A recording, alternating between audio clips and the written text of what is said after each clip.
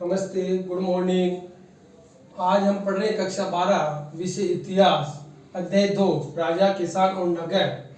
2 part हम पहले पढ़ चुके हैं। आज हम पढ़ेंगे पार्ट 3 और अंतिम।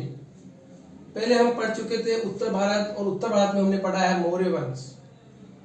अब मौर्य वंश के बाद उत्तर भारत के बाद में पढ़ाएंगे दक्षिण में। दक्षिण में आने से पहले मैं आपको थोड़ी सामान्य जानकारी दे देता हूँ कि मौर्य वंश के पतन के बाद मगध पर गुप्त वंश की नींव रखी गई थी 275 में। मौर्य वंश का अंतिम शासक बृहदत्त गुप्त को पुष्यमित्र शुंग ने मारकर शुंग वंश की स्थापना करी थी। और मौर्य काल के बाद गुप्त काल प्रारंभ हो चुका था, और इसे प्राचीन काल में गुप्त वंश को इतिहास का स्वर्ण युग कहा जाता है। गुप्त साम्राज्य की स्थापना श्री गुप्त द्वारा लगभग 275 ईस्वी में की गई थी। गुप्त काल की राजकीय भाषा संस्कृत थी, और गुप्त काल में अधिकतर सिक्के सोने के बनाए जाते थे। और इसके बाद पूर्व शब्द हट जाता है, क्योंकि ईसा के बाद वाली घटना आ जाती है, तो हम ईस्वी लगाएंगे। और इसके भी साहित्यिक स्रोतों में हमने सिक्के, अभिलेख, परिस्थिति काम में लिए। प्रयाग परिस्थितियां महत्वपूर्ण है। प्रयाग परिस्थिति में समुद्रगुप्त के बारे में लिखा गया। वैसे तो गुप्त वंश में बहुत से शासक हुए, जो महत्वपूर्ण शासक था वो था समुद्रगुप्त। और समुद्रगुप्त के राज दरबारी कवि हरिश्चंद्र द्वारा प्रयाग परिस्थिति लिखी गई, और इस प्रयाग परिस्थिति की भाषा संस्कृत थी। अब हम पढ़ते हैं दक्षिण भारत में।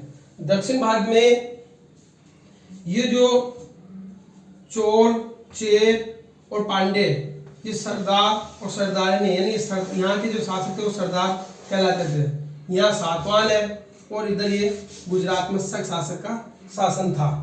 तो कुछ हम जानकारी दक्षिण भारत में लेते हैं। सबसे पहले हम दक्षिण भारत में पढ़ेंगे दक्षिण के राजा तथा सरदार। तो दक्षिण भारत में कहाँ पे शासन था, वो किन किन वंशों का? एक तो चोल वंश, चेर वंश और पांडे। थोड़ा ऊपर आए तो सातवाहन है, और इधर गुजरात की तरफ जाए तो शक वंश है। तो हम सबसे पहले पढ़ रहे हैं दक्षिण के अंदर, और दक्षिण में हम सबसे पहले पढ़ेंगे चोल, चेर और पांडे के बारे में। तो दक्षिण के राजा तथा सरदार, दक्षिण के राजा तथा सरदार। तमिलकम क्षेत्र, एक क्षेत्र का, इस जो क्षेत्र है चेर, चोल और पांडे वाला जो क्षेत्र है, जो नक्शे में गोलाकार आकृति दिख रही है, ये जो क्षेत्र है वो तमिलकम क्षेत्र कहलाता है। और वर्तमान में ये तमिलनाडु, आंध्र प्रदेश और केरल वाला क्षेत्र माना जाता है। तमिलकम क्षेत्र में चोल, चेर और पांडे जैसी सरदारी अस्तित्व में आई, और ये राज्य काफी विकसित हुआ। सरदार तथा सरदारनी। सरदार एक शक्तिशाली व्यक्ति होता था। सरदार का पद वंशानुगत भी होता था और नहीं भी। सरदार के समर्थक उसके परिवार के लोग ही होते थे। यानी सरदार एक शक्तिशाली व्यक्ति होता था, और सरदार का जो पद होता था वो वंशानुगत भी माना जाता था, और कहीं कहीं पे नहीं भी माना जाता था। और इसके समर्थन में इसके परिवार ही होते थे। सरदार के जो कार्य होते थे, सबसे पहला कार्य था अनुष्ठान का संचालन करना। किसी प्रकार का कोई अनुष्ठान करवाना तो उसका संचालन वो खुद करेगा। युद्ध का नेतृत्व करना है, लड़ाई झगड़े विवाद को सुलझाना है, ये सारे कार्य सरदार के होते थे। अपने अधीन लोगों से भेंट लेता था, और जो उसका समर्थक होते थे उनको वो भेंट बांट देता था। सरदारी में कोई स्थायी सेना या अधिकारी नहीं होते थे।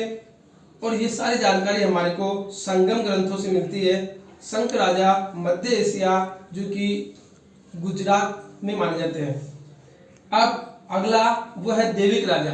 प्रत्येक राजा अपने आप को देवता के समान मानता था। वो प्रजा के सामने अपने आप को कहते हैं हम देवता के समान है। सिक्के जलाना, सिक्कों के साथ में अपनी मूर्ति बनवाना, राजा के द्वारा उच्च स्थिति प्राप्त करने का एक माध्यम देवताओं से जुड़ना था। यानी अपना पद देवताओं के समान मानना। कुषाण राजा एक उदाहरण है। कुषाण राजा जिन्होंने मध्य एशिया से लेकर पश्चिमी उत्तर भारत तक शासन किया, इन शासकों ने मंदिरों में अपनी विशाल मूर्तियां भी लगवाई है, और शायद वह स्वयं को देवता के समान मानना चाहते हैं। कुषाण राजा ने अपने नाम के आगे देवपुत्र की उपाधि भी लगाई थी। कुषाण काल के सिक्कों में एक तरफ राजा और दूसरी तरफ देवता का चित्र भी होता था। तो कुल मिला के कुषाण वंश के जो राजा हुए थे वो अपने आप को देवता के समान मानते थे। जनता में राजा की छवि। राजा जनता में अपनी छवि अच्छी बनाना चाहता था। जाति तथा पंचतंत्र ग्रंथों के माध्यम से ये पता लगाया गया है। एक कहानी है गद्युत जातक नामक कहानी। ये कहानी ऐसी है कि राजा रात को भेद बदलकर जब जनता के पास जाता तो जनता कहती कि राजा हमारे ऊपर अत्याचार करता है, हमारा धन लूटता है और दिन में रात को धन लूटता है और दिन में हमारे से टैक्स लेता है। ऐसे राजा की छवि बनी हुई थी। उपज बढ़ाने के तरीके, इसी क्रम में लोहे के फाल वाले हल का प्रयोग करते थे। कुएं, तालाब और नहरों से सिंचाई करने का काम करते थे।